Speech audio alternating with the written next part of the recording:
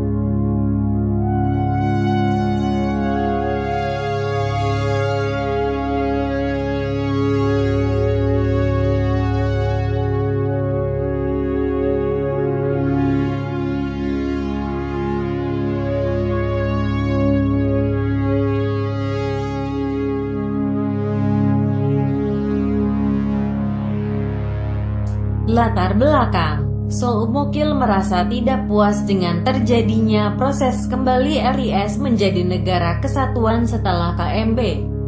Pemberontakan ini menggunakan unsur KNIL yang merasa status mereka tidak pasti setelah KMB.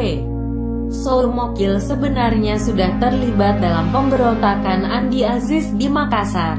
Tetapi karena Andi Aziz mengalami kegagalan, maka ia mengalihkan usahanya ke Maluku dengan Ambon sebagai pusatnya. Tujuan: melepaskan diri dari RIS, membentuk negara sendiri dengan nama RMS, Republik Maluku Selatan.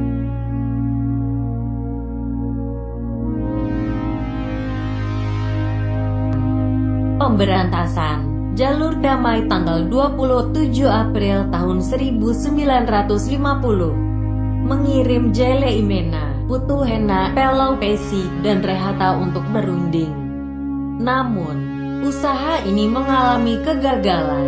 12–13 Juli tahun 1950. Diadakan konferensi Maluku di Semarang, dan para politikus asal Ambon menganjurkan agar mengirim misi perdamaian ke Ambon. Tapi kemudian, misi yang terdiri dari para politikus, pendeta, dokter dan wartawan, gagal. Blokade laut, tanggal 18 Mei tanggal 14 Juli tahun 1950. Semua perairan Maluku diawasi dan kapal-kapal pemberontak dihancurkan. Pada tanggal 14 Juli diadakan pendaratan di Pulau Buru dan kemudian di pulau-pulau lain seperti Seram, Tanimbar, Kei, dan Aru. Opsi kedua ini pun tidak berhasil memaksa Soumukil bersedia berunding. Operasi militer menumpas pemberontakan RMS disebut dengan Gerakan Operasi Militer 4 atau GOM 4. Dipimpin oleh Kolonel Eka Wilarang. Pembagian kelompok operasi militer dilaksanakan melalui 3 grup. Grup 1, Mayor Ahmad Wiranata Kusuma. Grup 2, Letkol Slamet Riyadi. Grup 3, Mayor Suryo Subandrio. Tanggal 14 Juli tahun 1950, pasukan ekspedisi APRIS TNI mulai menumpas pos-pos penting RMS. Tanggal 15 Juli tahun 1950. Sementara RMS yang memusatkan kekuatannya di Pulau Seram dan Ambon, juga menguasai perairan Laut Maluku Tengah, memblokade dan menghancurkan kapal-kapal pemerintah. Tanggal 3 Oktober tahun 1950, pasukan Letkol Slamet Riyadi bersama dengan Kolonel Eka Wilarang ditugaskan untuk mengambil alih ibu kota pemberontak di New Victoria. Pasukan Riyadi merangsek mendekati kota melewati rawa-rawa bakau. Perjalanan memakan waktu selama sebulan. Tanggal 4 November tahun 1950, setibanya di New Victoria, pasukan Riyadi diserang oleh pasukan RMS. Letkol Slamet Riyadi gugur ditembak peluru RMS ketika akan memasuki kota Ambon. Kota Ambon dikuasai APRIS, termasuk benteng New Victoria. Sourmokil menyelamatkan diri. Sisa-sisa RMS melarikan diri ke Pulau Seram dan untuk beberapa tahun lamanya melakukan kegiatan perlawanan. 4–5 Desember tahun 1950, melalui Selat Haruku dan Saparua, pusat pemerintahan RMS beserta angkatan perang RMS berpindah ke Pulau Seram. Tanggal 18 Desember tahun 1950, APRIS menguasai Pulau Seram. Februari tahun 1951, Kabinet Belanda di Den Haag memutuskan mengangkut sisa para Serda II Ambon di Jawa untuk didemobilisasi di Belanda. Belanda berjanji, suatu hari mereka bisa mudik ke Ambon yang bebas. Tanggal 21 Maret tahun 1951, rombongan pertama bekas prajurit KNIL bersama keluarga mereka tiba di Rotterdam, Belanda menggunakan kapal laut. Kemudian, disusul sekitar 12.000 dengan angkutan 14 kapal. Tanggal 2 Desember tahun 1962, Sourmokil yang melarikan diri ke Pulau Seram dan baru dapat ditangkap di Pulau Seram. RMS di Belanda lalu menjadi pemerintahan di pengasingan. 1964, Sourmokil diadili dan dijatuhi hukuman mati oleh Mahkamah Pengadilan Militer. Tanggal 12 April tahun 1964, Presiden RMS, Sourmokil, yang sejak 1963 dipenjara oleh pemerintah Indonesia, dieksekusi di Kepulauan Seribu, Jakarta.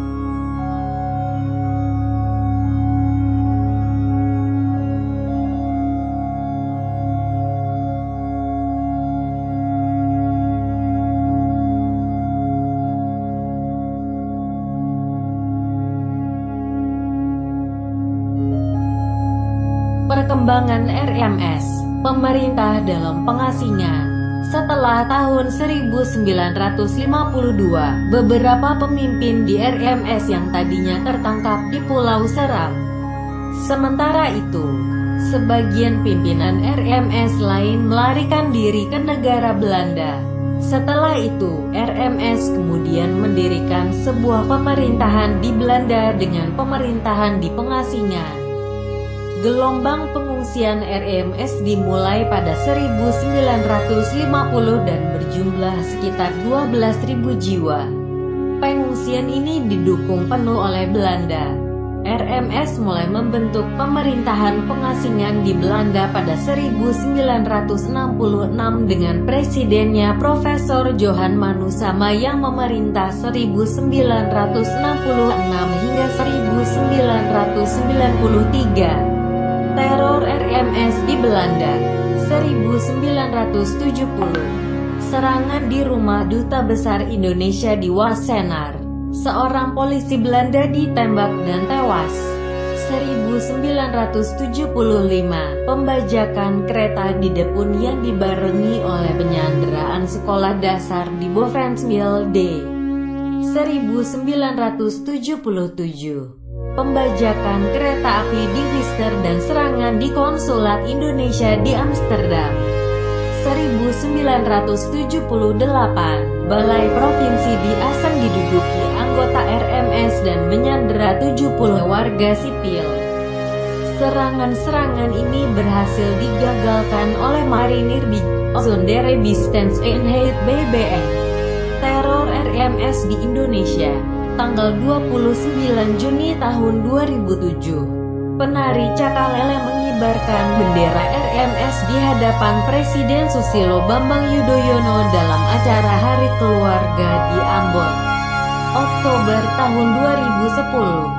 Presiden Susilo Bambang Yudhoyono membatalkan kunjungan ke Belanda karena adanya tuntutan penangkapan Presiden Susilo Bambang Yudhoyono oleh RMS di Pengadilan Den Haag dengan tuduhan kejahatan kemanusiaan dan tuntutan menunjukkan makam Sohumokil. Ambon, 29 Juni 2007. Presiden Susilo Bambang Yudhoyono hadir dalam puncak peringatan Hari Keluarga Nasional di Lapangan Merdeka. Sekelompok orang masuk ke lapangan sambil menari cakalele, tapi mereka juga menenteng bendera Benang Raja, bendera Republik Maluku Selatan atau RMS. Mereka hampir menaikkan bendera ke tiang di depan Yudhoyono, tapi digagalkan pasukan pengamanan presiden dan polisi. Insiden tari cakalele ini terjadi 57 tahun setelah RMS dideklarasikan Christian Robert Stephen Sumokil. Juga ada organisasi termasuk yang menamakan dirinya RMS. Bagi saya, kalau ada kepala negara berkunjung ke negara lain, ada yang berunjuk rasa, itu biasa. Bagi saya, kalau ada kepala negara berkunjung ke negara lain, termasuk saya, ada ancaman-ancaman keamanan misalnya, itu biasa. Tidak boleh surut kalau ancaman atau persoalannya seperti itu.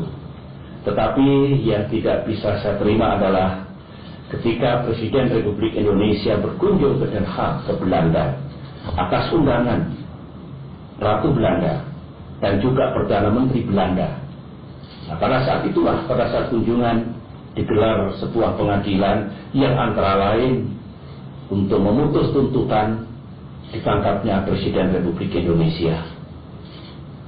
Memang berkaitan dengan RMS, berkaitan dengan isu-isu politik seperti itu.